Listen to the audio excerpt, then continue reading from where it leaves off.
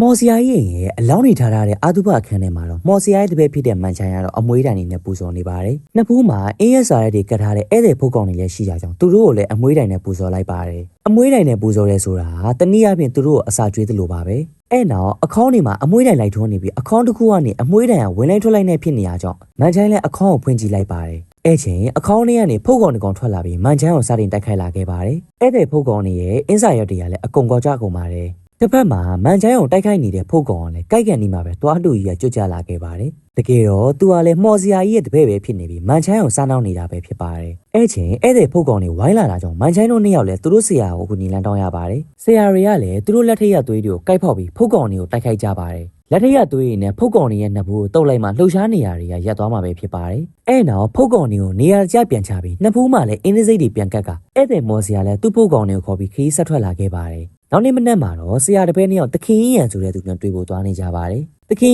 ရန်ကအနောက်တိုင်းလက်ဖေးဆိုင်ဖွင့်လာတာကြောင့်အနောက်တိုင်းလက်ဖေးမတောက်ဘူးတဲ့မန်ချိုင်ကတော့မတောက်တတ်ဘူးလို့ပြောလိုက်ပါတယ်။မော်ဆရာကလည်းမတောက်တဲ့နေခဲ့လို့ဆိုပြီးပြောကထွက်လာခဲ့ပါတယ်။ဒါပေမဲ့ပြန်စင်းစားကြည့်တော့သူကိုယ်တိုင်လည်းမတောက်တတ်တာကြောင့်မန်ချိုင်ကိုခေါ်သွားပြီးအရင်တောက်ခိုင်းကတလွဲတွေဖြစ်လာရင်မန်ချိုင်နောက်ကနေမတိမတာ follow လေးလိုက်ပြီးနေလို့ရမယ်ဆိုရင်မန်ချိုင်ကိုမှခေါ်သွားခဲ့ပါတယ်။ဆိုင်အောင်ရောက်တော့တခင်ရန်နဲ့စကားစမီပြောနေပြီးအဲ့ချိန်မကြသေးခင်မှာမျိုးဝပြန်လာတဲ့တခင်ရဲ့သမီးကရောက်လာခဲ့ပါတယ်။ချောချောလတ်လလေးလည်းဖြစ်တာကြောင့်မန်ချိုင်လည်းဖွန်စားကြောင်ပါတယ်။မော်စီယာကြီးကန်ကလည်းသူတော့အတော်ကြီးလာပြီလို့ပြောကြောင်မန်ချိုင်ကလည်းအတော်ကြီးလာတာဆိုပြီးအားရပါရအောင်ပြောချလိုက်ပါတယ်။အဲ့နောက်ဝိတာရောက်လာတာကြောင့်ဘာမှမသိတဲ့ဆရာတပည့်နှစ်ယောက်လည်းတခင်ရန်တို့မှတဲ့အတိုင်းကော်ဖီပဲလိုက်မှလိုက်ပါတယ်။ဒီလိုလာတဲ့အကြောင်းကတော့တခင်ရန်အဖေရဲ့အုပ်ကိုရွှေ့မဲ့အကြောင်းကိစ္စပဲဖြစ်ပါတယ်။မော်စီယာကြီးကန်ကတော့မရွှေ့စေခြင်းပဲဖြစ်နေပြီ။တခင်ရန်ကတော့အခုလိုအုပ်ကိုရွှေ့တာစီးပွားလက်လာပါတိုးပွားတယ်ဆိုပြီးဘေးရင်စရာပြောရလို့ပြောပြလိုက်ပါတယ်။အဲ့နောက်တခင်ရန်ရဲ့ဧည့်သည်တယောက်ရောက်နေရကြောင်းရန်တယောက်သွားတွေ့ပါတယ်။အဲ့ချိန်မှားထားတာတွေရောက်လာပြီးရောက်လာတော့လေကော်ဖီကတက်နိုးဝတက်ဖြစ်နေရကြောင်းမန်ချိုင်တို့လည်းဘယ်ဟာတောက်ရမလဲမသိတိုင်နေပတ်နေပါတယ်။တခင်ရန်ရဲ့သမီးကတော့ပညာတွေစပေးပါတော့တယ်။ကော်ဖီကိုတုံငုံတော့နိုးကိုတုံငုံတော့ပြီးတကြားတစိုးမှာပါဇက်တဲ့ထိတ်ကပလုတ်ချင်းပြီးတောက်ပြလိုက်တာကြောင့်မန်ချိုင်လည်းလိုက်တော့ပါတယ်။မော်စီယာကြီးကန်အလဲမှာတော့ကော်ဖီကြီးပဲတောက်အောင်ရှိတယ်။တခင်ရန်ပြန်ရောက်လာတာကြောင့်ခါလုံးနဲ့ကော်ဖီကိုအသေးမျိုးချရင်းနဲ့တောက်ခံနေလိုက်ရပါတယ်။အဲ့နောက်ပူတင်းတွေထက်လာချပေးရကြောင်းဒီတစ်ခါမှာတော့သူတို့စားတက်သွားပြီဆိုတဲ့ပုံစံနဲ့ပူတင်းတွေကိုတကြားတွေရောနိုးတွေပါထည့်ပြီးစားလိုက်တာကြောင့်တစ်ခါထပ်ပြီးအချိုလွန်နေတဲ့ပူတင်းတွေကိုပါအောင့်ခံပြီးထပ်စားလိုက်ရပါတယ်။တစ်ဖက်မှာတော့ချိုးရှမ်းရဲ့အတော်ဟာဈေးသွားဝယ်မှာမို့ခဏနေရင်ဟိုဘလန်ပြည်တစားမလေးမိတ်ကပ်လာဝယ်လိမ့်မယ်လို့ပြောပြီးသူလာရင်လည်းမနှိမ်မှုလေးလေးစားစားဆက်ဆံမှုမှာကထွက်သွားခဲ့ပါတယ်။အဲ့ချိန်တခင်ရန်ရဲ့သမီးကလည်းချိုးရှမ်းရဲ့အတော်မိတ်ကပ်ဝယ်လို့ရမယ့်နေအောင်မင်းနေရကြောင်းချိုးရှမ်းလည်းမြင်သွားပြီးသူ့တော်ပြောတဲ့ပြည်တစားမလေးလို့ထင်သွားခဲ့ပါတယ်။သူ့နာမည်ကတော့ထင်းထင်းပဲဖြစ်ပါတယ်။အဲ့လိုနဲ့ဆိုင်အောင်ရောက်လာတော့ချိုးရှမ်းကခမရဟိုဘယ်ချိန်နေရလှုပ်လာတယ်လို့မေးလိုက်ပါတယ်။ကောင်မလေးကလည်းမိတ်ကပ်ပညာကိုပြောတဲ့အထင်နဲ့12နှစ်သမီးတွေကအမေတင်မေးခဲ့တာလို့ပြောလိုက်ကြကြောင်းချိုးရှမ်းလည်းအံ့ဩနေပါတယ်။ချိုးရှမ်းကလည်းအဲ့ဒါကိုစွန့်လို့ဖို့မတွေးဘူးလားလို့မေးလိုက်တော့ကျမအသက်80ဒီနေတော့လုံးနေအောင်ပါပဲလို့ကောင်မလေးကပြန်ပြောလိုက်ပါတယ်။ချိုးရှမ်းကလည်းဖီးအားပေးရဲ့လူရှိလို့လားလို့ထပ်ပြီးမေးပြန်ပါတယ်။တခင်ရန်သမီးကတော့သူကိုယ်တိုင်ကြိုက်လို့လှုပ်တာလို့ပြန်ပြောလိုက်ပြီးအနားယူဖို့လည်းအစီအစဉ်မရှိသလိုသူမျိုးမှတင်လာတဲ့အဲ့ဒီပညာရက်တွေကိုလည်းတခြားမင်းကလေးတွေကိုပါပြန်နေပေးခြင်းတယ်လို့ပြောလိုက်ပါတယ်။အဲ့ကြမှာချိုးရှမ်းလဲသူများတွေကိုလိုက်မပြတ်စီးခြင်းပါနဲ့မင်းကိုဒီအိုက်ပစ္စည်းတွေမယောင်းတော့ဘူးမင်းလာခဲ့တဲ့ဟုတ်ရင်ကြီးကိုပဲပြန်သွားလိုက်တော့ဆိုပြီးမောင်းထုတ်လိုက်ပါတယ်အဲ့ချိန်မန်ချိုင်ရရောက်လာပြီးထင်းထင်းနဲ့သိနေရကြောင်းချိုးရှမ်းကမေးလိုက်ပါတယ်အဲ့ကြမှာချိုးရှမ်းလဲကောင်မာလေးကတခင်ရန်ရဲ့တမီမှန်သိသွားပြီးထင်းထင်းကလည်းဟုတ်ရင်ကြီးဆိုတာဘာလဲဆိုပြီးမေးလိုက်ပါတယ်နှစ်ယောက်သားကလည်းတယောက်ကလက်ဖေးဆိုင်တယောက်ကပြည်တစားအိမ်ဟာဆိုပြီးတယောက်တစ်ပေါက်ထွက်နေပြီးနောက်ဆုံးမှာတော့ထင်းထင်းကဟုတ်ရင်ကဘာလဲဆိုတာသိသွားတာကြောင့်ချိုးရှမ်းကိုရှက်ရှက်နဲ့စိတ်တူပြီးပါတရှက်ချကထွက်သွားခဲ့ပါတယ်အဲ့လိုနဲ့နောက်နေ့မှာတော့တခင်ရန်အဖေရဲ့အုပ်ကူရွှေ့ဖို့အတွက်လုပ်ပြီးဘေဒင်စရာအုပ်ကူကိုဒေါင်းလိုက်မြုပ်ထားခိုင်းခဲ့တာပဲဖြစ်ပါတယ်။ဒေါင်းလိုက်မြုပ်ထားရင်စီးပွားလက်လာပါတိုးတက်မယ်ဆိုပြီးပြောတာကြောင့်မြုပ်ထားပြီမဲ့မတိုးပွားတဲ့ပြင်စီးပွားရေးကတဖြည်းဖြည်းပိုတောင်ကျဆင်းလာခဲ့ပါတယ်။အရင်ကအခုအလောင်းမြုပ်ထားတဲ့မျိုးဘေဒင်စရာပိုင်တာဖြစ်ပြီးတခင်ရန်ရဲ့အဖေကဘေဒင်စရာစီကနေအတင်းအကျပ်ကင်ကဝယ်ယူထားခဲ့တာပဲဖြစ်ပါတယ်။အဲ့လိုနဲ့အခေါင်းပေါ်လာတော့မြေပြင်ပေါ်ဆွဲတင်လိုက်ပြီးအခေါင်းကိုပွင့်ကြည့်လိုက်တဲ့အခါမှာတော့အလောင်းကမပုတ်မပြတ်စီပဲရှိနေပါတယ်။မော်ဆရာကြီးကန်ကတော့အလောင်းကမုံမမှန်တာကြောင့်အလောင်းကိုမီးတကြိုခိုင်းမိမယ်တခင်ကြီးရန်ကတော့သူ့ဖေကမီးစို့တအားမုန်းတာကြောင့်တခြားနီလန်တစ်ခုကိုထပ်စင်းစားခိုင်းပါတယ်အဲ့လိုနဲ့ဆရာကန်လည်းအလောင်းကိုသူ့ရဲ့အာသူဘအိမ်ကိုခေါ်သွားမယ်ပြောပြီးနေရာကောင်းရှာသေးမှမြေပြန်မြုပ်ကြမယ်ဆိုပြီးပြောကအလောင်းကိုတဲသွားကြပါတယ်သူတို့ပဲနှစ်ယောက်ကိုတော့ဒီမှာနေခဲ့ခိုင်းပြီးအုတ်ကူတိုင်းကအမွေးတိုင်လိုက်ထုံးမှုမှာခဲ့လိုက်ပါတယ်အဲ့လိုနဲ့နှစ်ယောက်သားအမွေးတိုင်လိုက်ထုံးနေချိုးရှမ်းကအုတ်ကူတကူရှိရောက်လာတော့ကောင်မလေးကငယ်လေးနဲ့တနာစရာပဲဆိုပြီးအမွေးတိုင်ထုံးကလဲထွက်လာတဲ့ချိန်ကျေးဇူးပါဆိုတဲ့အတန်ကိုကြားလိုက်တာကြောင့်ထွက်ပြေးမန်ချိုင်းနဲ့တိုက်မိကုန်ပါတယ်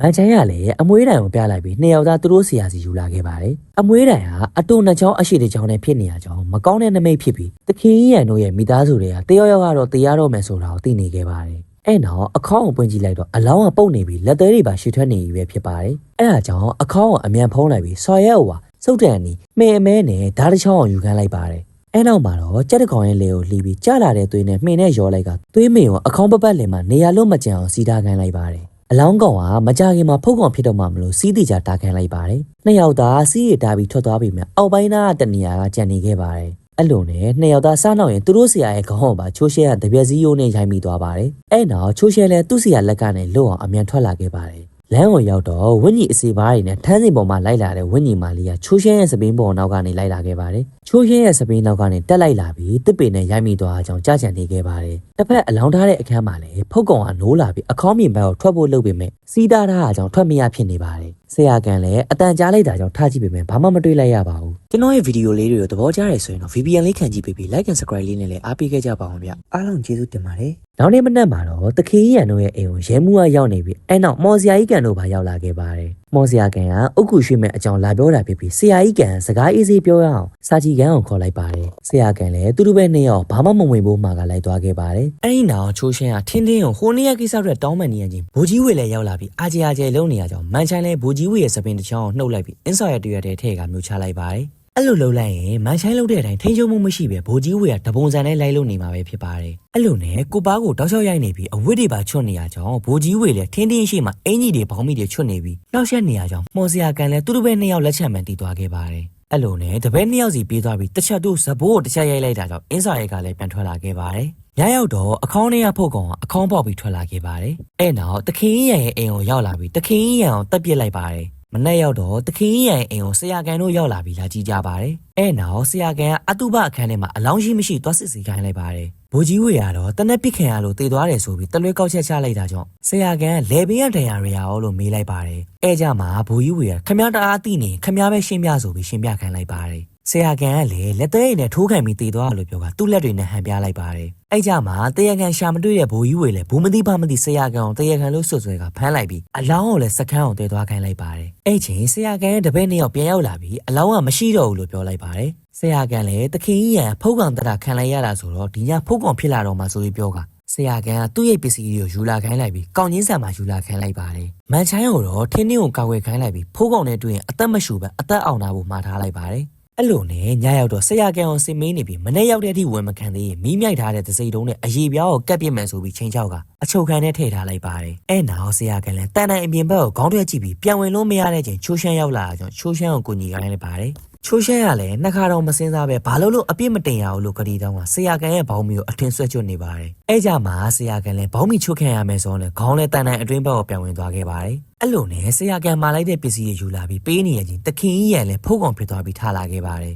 ်ဆရာကန်လည်းအင်းတစိတစ်ခုလှုပ်လိုက်ပြီးဖုတ်ကောင်ရဲ့နဖူးမှာတွားကတ်ခိုင်းလိုက်ပါတယ်ချိုးရှမ်းလည်းကြောက်ကြောက်နဲ့နောက်ကလိုက်သွားပြီးဖုတ်ကောင်နဲ့အတွင်းမှာတော့မနေ့ထွက်ပြေးနေရပေမဲ့အင်းစာရွက်ကိုကတ်လိုက်နိုင်တာကြောင့်ဖုတ်ကောင်လည်းငြိမ်ကျသွားခဲ့ပါတယ်အဲ့ချိန်ဘိုးကြီးဝေလည်းအတန်နေကြတာကြောင့်လာကြီးရဲ့ချိန်တူဦးလေးကိုပဲတွေ့ရကြောင်းဂရင်ပေါ်ပြန်တင်ပေးလိုက်ပါတယ်နေရန်တောင်းကနေလည်းအရေးတွေးလိုက်တာကြောင့်ဘိုးကြီးဝေလည်းတယောက်ယောက်ပုံနေတာကိုသိသွားပြီးဘာတမ်းမဲကြကြတကားမဖွင့်ပေးနဲ့ဆိုပြီးသူ့ရဲဘော်နှစ်ယောက်ကိုမှာလိုက်ပါတယ်အဲ့နောက်အင်းစော်ရဲကိုလည်းခွာချလိုက်တာကြောင့်ဖုတ်ကောင်လည်းပြန်နိုးလာခဲ့ပါတယ်ဖုတ်ကောင်လည်းအတင်းလိုက်တိုက်ခိုက်နေရကြောင်းရဲမှုလည်းမနှဲထွက်ပြေးနေရပါတယ်အဲ့နောက်ဖုတ်ကောင်ကနောက်ကနေလှမ်းဆွဲထားတဲ့ချိန်ချိုးရှမ်းလည်းဖုတ်ကောင်စီပိုင်းနဲ့ကောပေါ်လိုက်ပြီးမြဲဖုတ်ကောင်ကမထီပဲဘိုးကြီးဝေရဲ့ကြောကိုသာထိသွားခဲ့ပါတယ်ထပ်ပြီးမီးမြိုက်ထားတဲ့ဒစိတုံးနဲ့ထိုးဖို့လုပ်တာကြောင့်ခေါင်းငုံခိုင်းလိုက်ပါတယ်ဘိုးကြီးဝေလည်းခေါင်းငုံထိုင်ချလိုက်ပြီးမြဲအောက်ကငုံနဲ့ဖင်နဲ့စောင့်မိသွားတာကြောင့်မတိတ်ပြန်ရလိုက်တဲ့ချိန်ဘိုးကြီးဝေရဲ့ရင်ဘတ်ကိုပူနေတဲ့ဒစိတုံးကြီးနဲ့ထိုးမိသွားပြန်ပါတယ်တကယ်ကိုတလွဲတွေပါဘိုးကြီးဝေကတကောက်ကိုဖွင့်ခိုင်းပြီးမှသူ့ရဲ့ရဲဘော်တွေကတော့သူ့စကားအတိုင်းဘာအကြောင်းနဲ့မှမဖွင့်ပေးနိုင်အောင်လို့သာပြန်ပြောလိုက်ပါတယ်အဲ့လိုနဲ့ဖုတ်ကောင်လည်းချိုးရှဲနဲ့တိုက်ခိုက်ရင်ဘိုးကြီးဝေစီရောက်လာပြန်ပါတယ်ဘိုးကြီးဝေလည်းဆရာကန်ကိုအကူကြီးလှမ်းတောင်းပြီးတော့ရီကိုပြစ်ပေးလိုက်ပါတယ်ဆရာကန်လည်းဒီတစ်ခါမှလည်းထပ်ပြီးတန်တန်အပြင်ဘက်ကိုခေါင်းကထွက်လာပြန်ပါတယ်အဲ့လိုနဲ့ချိုးရှဲလည်းဘိုးကြီးဝေကိုတွားကဲလိုက်ပြီးဆရာကန်ကတော့အသက်အောင်နာဖို့ပြောလိုက်ပါတယ်အဲ့ကြမှာဖုတ်ကောင်လည်းငြိမ်သွားပြီးတယောက်ချင်းလိုက်ကြည့်နေရင်အသက်မအောင်နိုင်တော့တဲ့ဘိုးကြီးဝေရဲ့လက်မောင်းဆရာကန်လည်းအားရပါရဆွဲလင်ပေးလိုက်ပါတယ်အဲ့ကြမှာဖုတ်ကောင်လည်းဘိုးကြီးဝေနောက်လိုက်သွားပြီးချိုးရှဲရလည်းတစ်သားခုံကြီးနဲ့သူ့ဆရာကောင်ကိုအားရပါရရိုက်ချလိုက်တာကြောင့်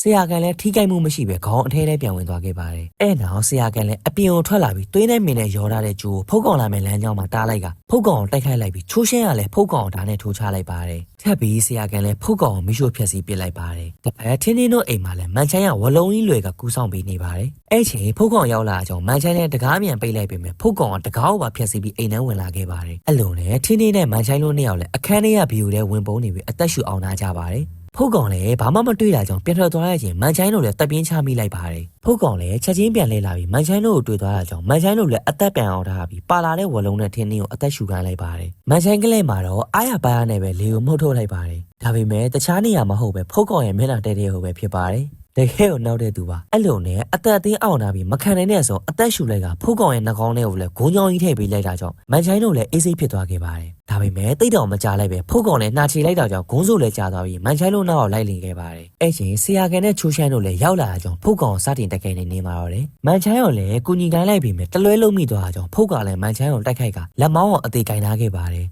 ယ်ဘလို့ပဲရိုက်ထိုးထိုးမဖြုံဝဲဖြစ်နေပြီးဖုတ်ကောင်ကပယမ်းလိုက်တာကြောင့်၃ယောက်လုံးလွင့်ထွက်သွားခဲ့ပါတယ်အဲ့နောက်ချိုးရှမ်းတော့ဖုတ်ကောင်လိုက်နေချင်းဆရာကန်ကသွေးမင်ကြိုးတွေချီထားလိုက်ပြီးချိုးရှမ်းကိုအောက်ကိုခုံစင်းကားလိုက်ပါတယ်ချိုးရှမ်းလည်းခုံစင်းလာတာကြောင့်ဖုတ်ကောင်မှလိုက်စင်းသွားပြီးသွေးမင်ထောင်ချောင်းပြီးသွားခဲ့ပါတယ်အဲ့နောက်ထွက်ပြေးသွားတာကြောင့်တနက်တွေနဲ့ပါပစ်လိုက်ပြီးဖုတ်ကောင်လည်းအတော်အထိနာသွားခဲ့ပါတယ်မန်ချိုင်းလည်းဒဏ်ရာရသွားပြီးထင်းထင်းကိုလည်းသူ့အိမ်မှာအနေရများတာကြောင့်ဆရာကန်လည်းသူ့အိမ်ကိုခေါ်လာခဲ့ပါတယ်မန်ချိုင်းရဲ့ကိုယ်ထဲကိုအစိတ်တရပြန့်နေရကြောင်းဘာနာကျင်မှုမှမရှိတော့ပဲစေးပတ်တီစီးပေးကခြေတွေလက်တွေကိုလှုပ်ရှားနေခိုင်းလိုက်ပါတယ်တဘောကတော့လှုပ်ရှားနေမှသွေးလက်ပတ်မှုရှိပြီးအစိတ်တွေမပြန့်တော့မှာပဲဖြစ်ပါတယ်အဲ့နောက်ကနေပေါ်မှာကောင်းချင်းဆန်တွေဖြူထားပြီးတက်ခုန်ခိုင်းပါတယ်ကောင်းချင်းဆန်ကတော့အစိတ်တွေကိုဖြည့်ပေးနိုင်လို့ပဲဖြစ်ပါတယ်ကောင်းချင်းဆန်လည်းနဲနေရကြောင်းဆရာကန်လည်းကောင်းချင်းဆန်တီးတန်ရင်ပဲဝယ်ခိုင်းလိုက်ပါတယ်ဆိုင်မရှင်လင်မယားကလည်းကောင်းချင်းဆန်နဲ့တိတ်မရှိတော့အကြောင်းထက်လာဝင်ရိုးရိုးဆန်နဲ့ရောပြဖို့တိုင်ပင်နေကြပါတယ်ချိုးရှမ်းလည်းဆန်ဆန်ရောက်တော့ကောင်းချင်းဆန်9ပြီလာပဲပြင်မယ်ဆိုင်ရှင်ကတော့သူ့သားကိုကောင်းချင်းဆန်9ပြီလို့ပြောပြီးရိုးရိုးဆန်3ပြီရောလိုက်လို့ပါမတိမတာကတိုးလေးပြောလိုက်ပါတယ်အဲ့နောက်ချိုးရှမ်းလည်းဆန်တုတ်တယ်သွားတော့အိတ်ကကြီးနေရကြောင်းဆိုင်ရှင်လည်းသူ့သားကိုမေးလိုက်ပါတယ်သူ့သာ